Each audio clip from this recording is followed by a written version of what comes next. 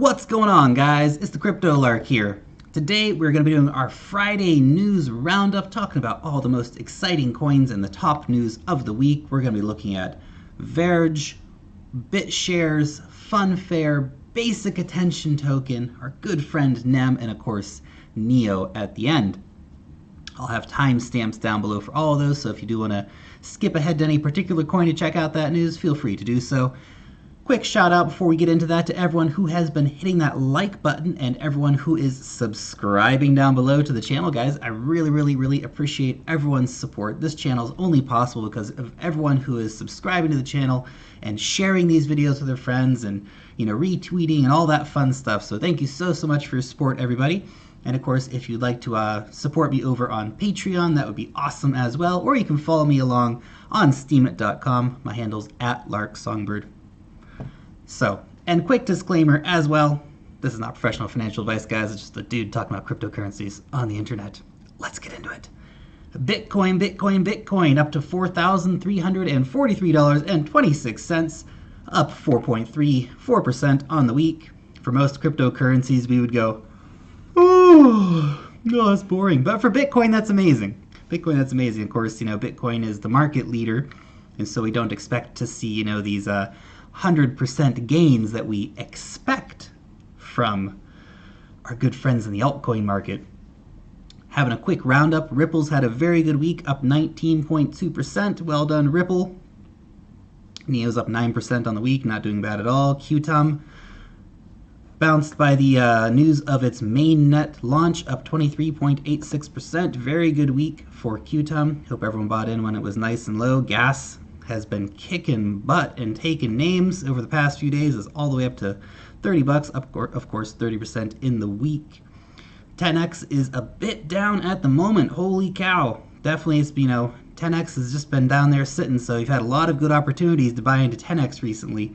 If you haven't got it yet, still a lot of great buying opportunity there. PIVX remaining very solid, up 6.8% on the week. Walton Chain finally cooling down a little bit, which is good to see, only, registering 18% growth this week, up from, or down from, of course, its monumental growth the previous week. Wow, that was pretty amazing when that happened. Binance Coin, of course, keeping steady. Newcomer to the party, Chainlink up 64.47%. Tron as well, moving very well. Funfair up 11.69% this week. We'll be talking about that in a few minutes. Of course, VeChain has had an amazing week. Of course, this has recently hit the markets, up 135.46% in the week. Verge down only slightly, but keeping steady. Keeping steady, we can say. Sonam has had an absolutely fantastic week as well, doubling in value in the past 7 days. So everyone who's able to get into Sonam early, well done. I've also heard rumors, and this is just internet rumor, of course, that it will be soon being listed on Bitshares. Of course, if that were to happen, we could see some more price action entering along with Sonam. So keep an eye out, guys. Keep an eye out for that to happen. Substratum is absolutely exploding. That's up 282%. Pretty amazing growth there. And of course, a little bit farther down here, we have, where's old Neblio hiding at? Neblio up 104% this week. Of course, great project as well if you haven't looked into it yet. Let's get into the Verge news. Verge. A lot of stuff coming for Verge really quick. And some very exciting things.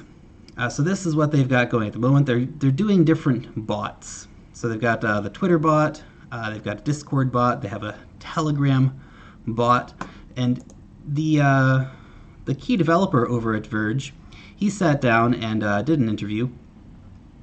And so this is some of the stuff that he talked about. So social tipping bots.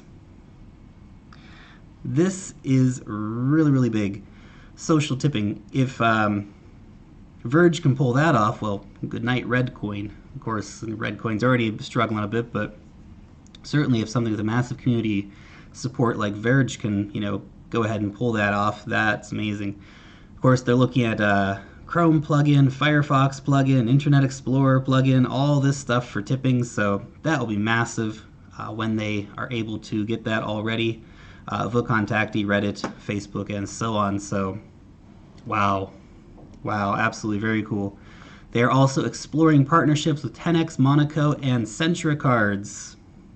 Now that is, of course, not confirmed yet. They are simply working on doing that. The most exciting news, perhaps, with Verge at the moment is that they are in development of something called the Wraith protocol. So this will be the addition of ZK Snarks to Verge. Of course, ZK Snarks are all the rage right now. If you guys haven't heard about ZK Snarks, they are super, super popular. And of course, most privacy coins now need to implement that as almost a given. It seems to be the essential privacy feature now. Everyone's doing it. Even Ethereum is snarking. So there you go. I'm not surprised to see Verge integrating this. And they've even done a sweet, sweet commercial over on YouTube talking about the Wraith protocol. So in short, your addresses will be stealth. Transactions cannot be revealed by using a blockchain explorer, and the IP addresses of both the sender and the receiver will be obfuscated. Obfuscation.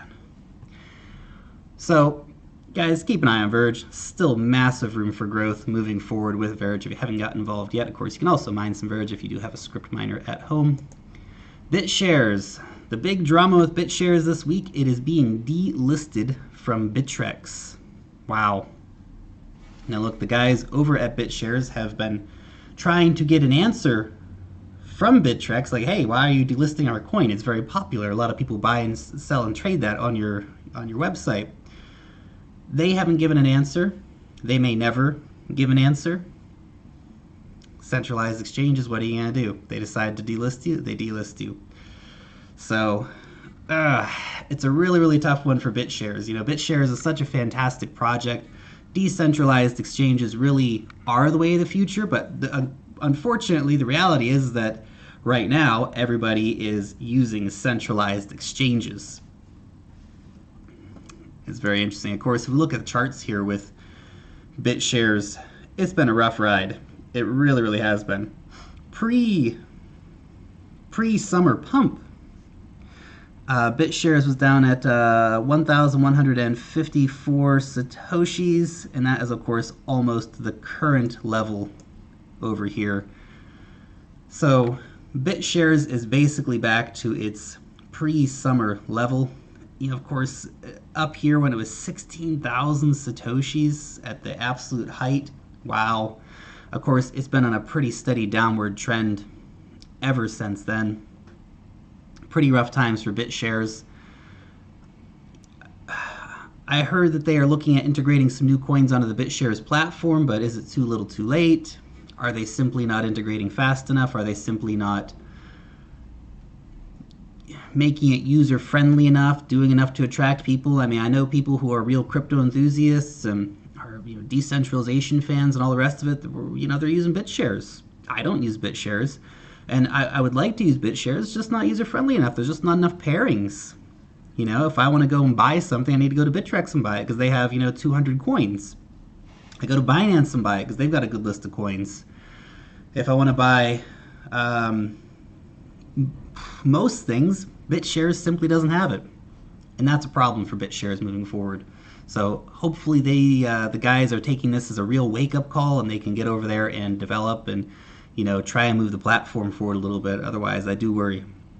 But, you know, it's certainly a very cheap time to get into Bitshares if that's something you're looking to pile up on.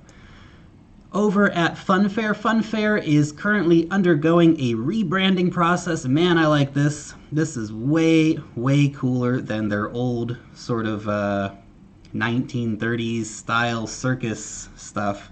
This is much more, much slicker, much more professional looking. They're also doing a website overhaul. Now that website overhaul hasn't happened yet, but it is in the work. This is the big news though, is are they doing a coin burn or not?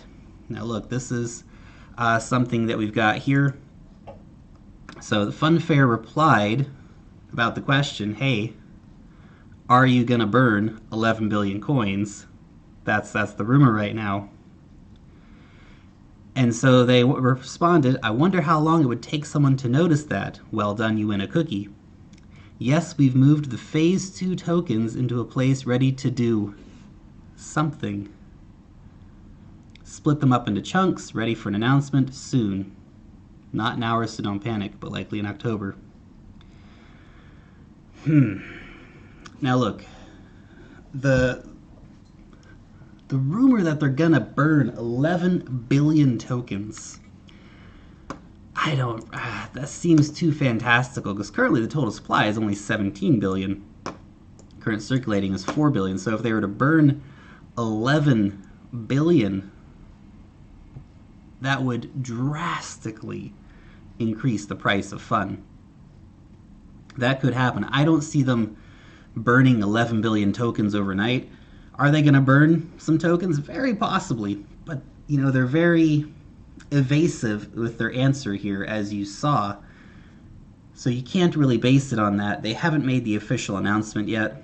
Of course, when they do make an official announcement that, hey, we've just burned or we're going to burn 11 billion tokens, there'll be instantaneous price action if that were to happen. I think they'll probably more likely do it in lots. You know, they'll burn 500 million this month, 500 million next month. That would make more sense in my mind, but maybe they are looking for that, you know, instantaneous market action. Keep an eye on it, guys. Keep an eye on it. It's, if it does happen, if you're holding fun, if you've bought fun now while it's down, you will see a massive increase on your price of fun.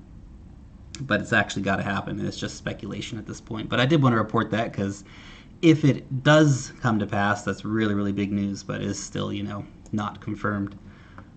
Basic Attention Token. The Mercury pre-launch is underway. Pretty exciting stuff, of course.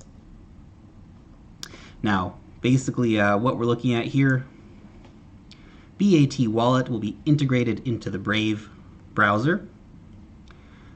Brave payments will be able to be converted from Bitcoin to BAT, extended secret key sync, etc., etc. So this is actually really, really, really great to see coming forward. So very, very cool stuff. Good to see that BAT is continuing to innovate. Very exciting, of course. And it'll be nice to you know, see the price action really follow. And of course, Brave continues to add people to the team. So again, great. They're continuing to grow, continuing to invest in their project. I always like to mention team hires. I know you guys may not think it's always so important to be mentioning the team hires, but it shows that they're actually a growing company and that they're not, you know, firing people, or that, you know, the team's not tiny and not doing anything. When I see them continually hiring new people, I see that as a really good sign. They're continuing to grow. NEM. So NEM has been on tour recently in Barcelona. Therefore, oh, I want a NEM t-shirt. I want a NEM t-shirt. Where can I get one of those? That'd be awesome. So they've been on tour. They've been all over the world. They've been in Barcelona. They've been in Bangkok. They have been in Bucharest, in Romania. They have been in Dubai. These guys are getting some serious air miles in. Serious air miles. Melbourne as well. So look, again, you may think, well, Lark, who cares what NEM's doing? They're running around all these conferences. Good, big deal. It's a big deal because they are meeting with business partners. They are meeting with developers. They are meeting with people who are going to give them business. That business is going to equate into increased value for the NEM blockchain. All important things to keep an eye on, guys. And this is an interesting project as well. Japan will track wild game meat on a NEM-based blockchain. That, of course, is very, very interesting. So you can actually see, you know, this is, of course, on the Mijin network, but you can, of course, you know, track it, you know, see the processing, the distribution, and customer tracing. We're seeing this more and more. You know, we talked about VeChain with this, and I think this is just going to be the norm. In like 10 to 15 years, you're going to be able to take your smartphone, scan a product code, and if you want to see, you can just click a button, and oh, hey, look, that was this deer was killed in the, you know, 200 kilometers from Tokyo 1 week ago, transported, blah, blah, blah, blah. It's going to be the way moving forward. Absolutely. So definitely keep an eye on that. That's exciting stuff as well. Dash is doing commercials on planes. I thought that was worth sharing. Dash is truly fungible. Da, da, da. So Dash has been spending crazy amounts on marketing. Of course, right now they have Max and Stacy Kaiser running around the United States in a giant RV with Dash on the side of it, doing regular photos and photo ops and videos and posts about Dash. So Dash is investing heavily in marketing, and I think we're really going to see, again, more and more price action to follow on Dash. The Waves platform has integrated Litecoin and Zcash, so you'll be able to trade these assets against other Waves tokens. That's really cool. Good to see that moving forward. The Red Pulse ICO is coming up in just a few days. If you do want to participate in that Red Pulse ICO, you've got to have the specific Red Pulse wallet available for download on the NEO website.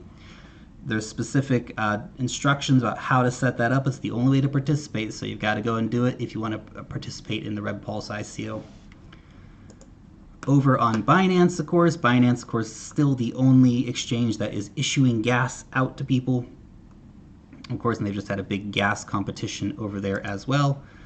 NEO monthly report. Having a look down here.